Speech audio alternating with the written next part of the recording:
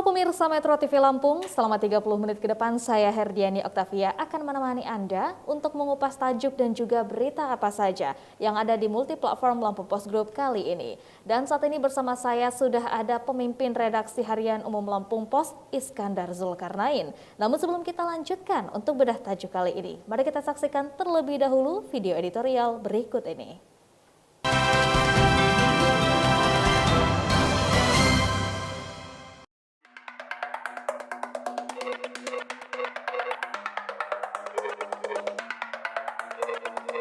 Mencetak petani milenial berteknologi.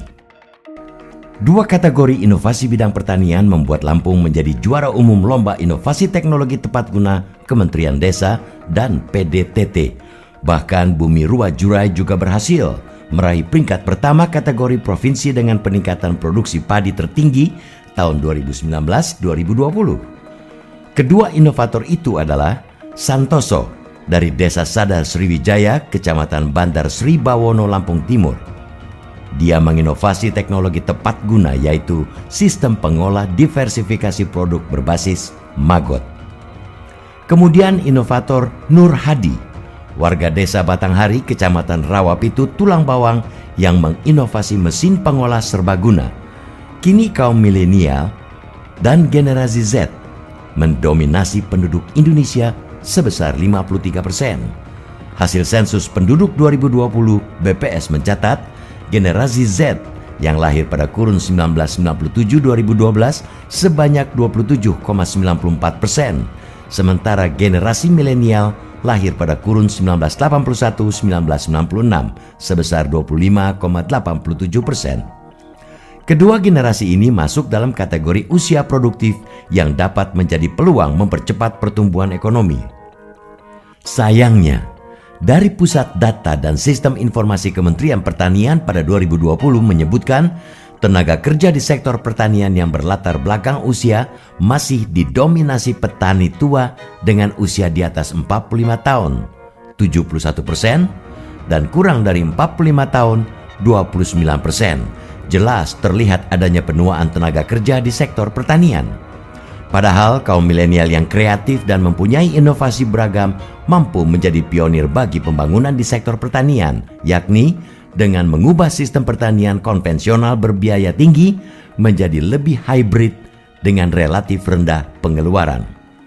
Sudah semestinya kedua inovator Lampung bisa menggerakkan kaum milenial melirik sektor usaha pertanian untuk digeluti, apalagi dilihat dari produksi pertanian yang terus meningkat menjadi peluang terbaik untuk menanggalkan gengsi berkecimpung di usaha basah dan berlumpur itu. Belum lagi, sektor pertanian memang menjadi salah satu prioritas Lampung yang juga ditunjuk sebagai lokomotif pertanian dan lumbung pangan nasional. Bahkan dengan program Kartu Petani Berjaya atau KPB yang digulirkan pemerintah provinsi atau Pemprov Lampung makin menambah daya tarik sektor ini. Pemprov mulai menginput ribuan petani untuk mendapatkan penerima manfaat program KPB itu. Petani yang dipilih pun bukan hanya yang memiliki lahan luas, termasuk petani yang memiliki lahan relatif sempit digerakkan untuk bisa bertani dengan teknologi tepat guna. Sehingga selain produktivitas pertanian meningkat, juga memacu warganya untuk makin tertarik dengan usaha pertanian. Kini hanya tinggal kemauan kaum milenial yang berjumlah 50-70% dari total penduduk memberi manfaat lebih sebagai bonus demografi untuk membangun daerah atau bangsanya. Sebab bonus demografi dimaksudkan agar memberi keuntungan, bukan justru merusak dengan terjerumus dalam lembah kriminalitas atau bahkan narkoba. Kaum yang lebih dewasa pun juga mempunyai tugas berat untuk memberi pengertian dan arahan bagi milenial agar memanfaatkan teknologi untuk menggarap tanah surga di Indonesia. Mereka butuh dorongan besar meninggalkan ego bermalas-malasan dan bergerak memanfaatkan lahan subur menjadi produk pertanian itu.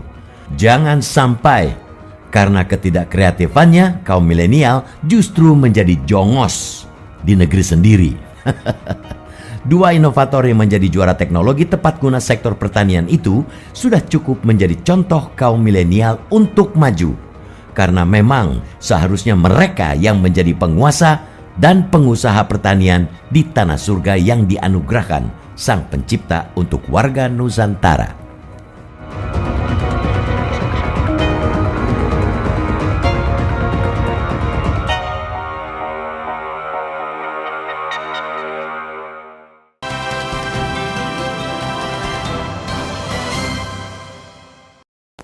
Oke Bang Is, apa yang menjadi sorotan dalam tajuk Lampung Pos kali ini?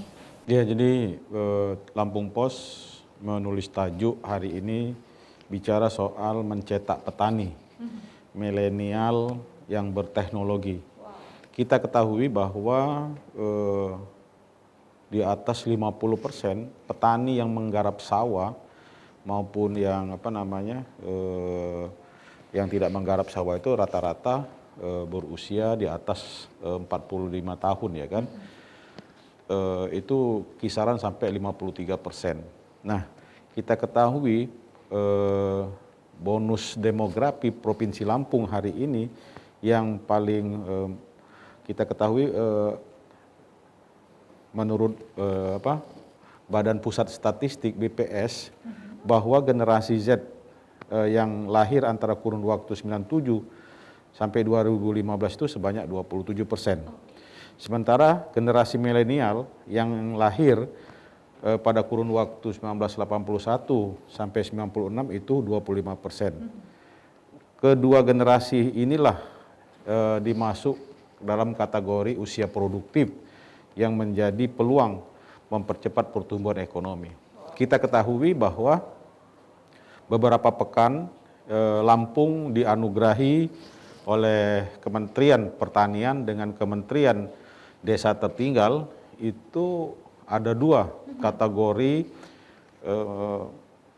generasi milenial yang mendapatkan apresiasi.